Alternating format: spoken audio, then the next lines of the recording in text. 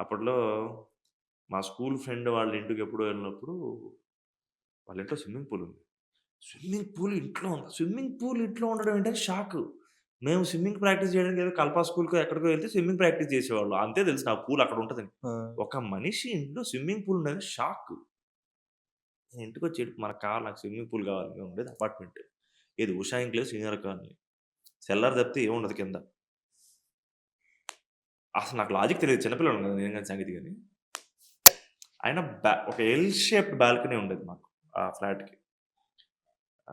Draining holes black చేసేసి, ఆ బాల్కనీని వాటర్‌తో నింపేసాడాయన మా కోసం డ్యాడీ. అబ్బా! ఇప్పటికి ఫోటోలున్నాయి. నేను సంగీత ఆడుకునేవి.